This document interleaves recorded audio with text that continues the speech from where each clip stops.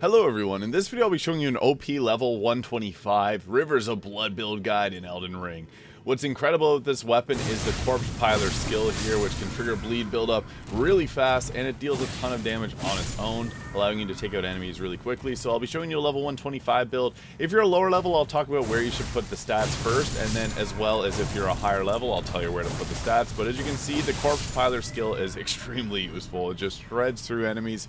And if you got an enemy that's got a lot of health, it's just going to pile through their health too, because if you inflict bleed, it's going to do about 10% of their overall health, and that's a lot if you're able to trigger it multiple times. So at level 125, we got 45 vigor, 24 mind. You can increase that as you get higher in levels, because it's going to allow you to spam Corpse Piler a little bit more, and you want to get it at least 42 would be like the cutoff.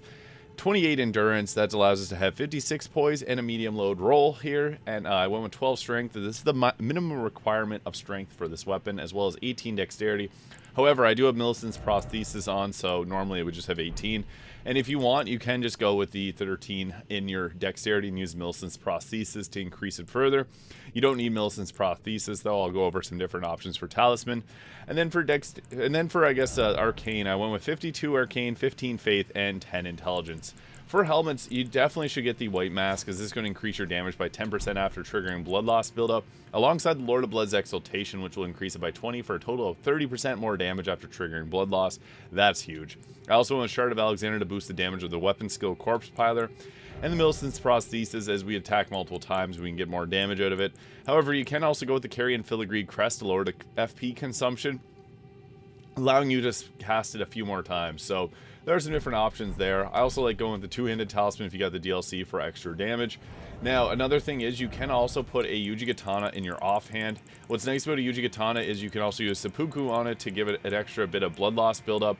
And you can even go with an occult Nagakiba as well here, so that's another option that you got. And what's good about that is you can, I'll show you the Yuji Katana here. You can trigger the blood loss buildup and get that damage boost early on. So we're going to start with Flame Grant Me Strength. This is important because it's going to give you a good boost to your damage. And then you can use the Yuji Katana to get the blood loss buildup. That's going to give that plus 30% damage. And then you can take out your weapons again. And jump attacks with this do a good amount of damage, but as you can see, we got a good bit of damage.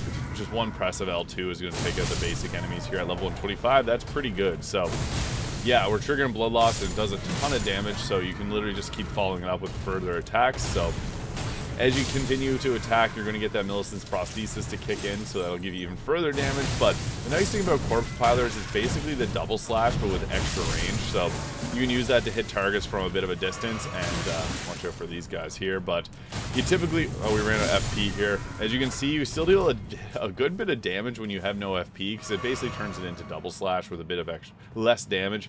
But when you're out of FP, focus on jump attacks. As you can see, they do a good amount of damage. We're able to do 1500 damage there on a jump attack. Now with the seppuku, it coats the Yuji Katana in blood there, so you get extra blood loss buildup, making this a really effective build against enemies that are high in health.